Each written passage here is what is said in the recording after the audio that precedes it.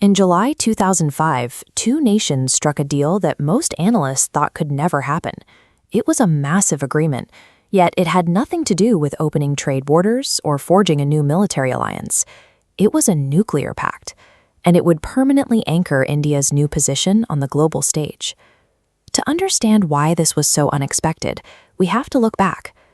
After conducting nuclear weapons tests in 1974 and again in 1998, India was effectively locked out of the global nuclear framework. The international backlash was swift. India found itself isolated, navigating a diplomatic maze with no obvious way out. Many countries responded to the testing by imposing a wall of restrictions. They cut off India's access to international nuclear trade and advanced civilian technology. Indian officials maintained that their weapons program was strictly necessary for national defense. They also pointed to their careful, responsible track record of managing and securing sensitive nuclear materials, but the sanctions held firm.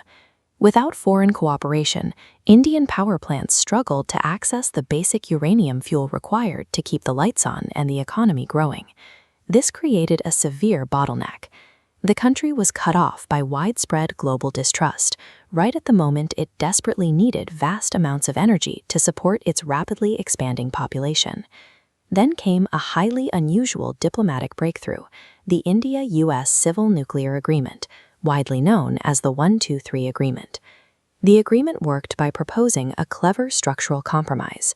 India agreed to take its secretive nuclear program and cleanly split its infrastructure into two separate channels, one strictly for civilian energy and another for military defense.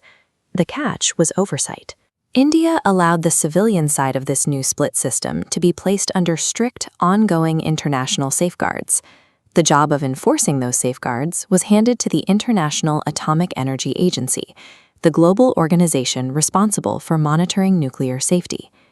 In exchange for opening its civilian doors, the United States made a massive pledge.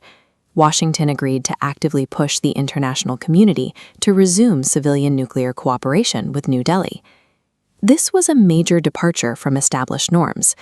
India had never signed the primary global treaty on nuclear weapons, yet this mechanism offered them full access to the global market for civilian nuclear commerce. Getting the two nations to agree was only half the battle. To make the deal work, the Nuclear Suppliers Group, the international body controlling atomic exports, had to grant India a highly debated special waiver.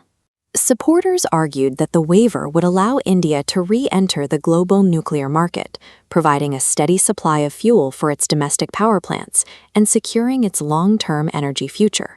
But critics, especially inside India's parliament, pushed back hard.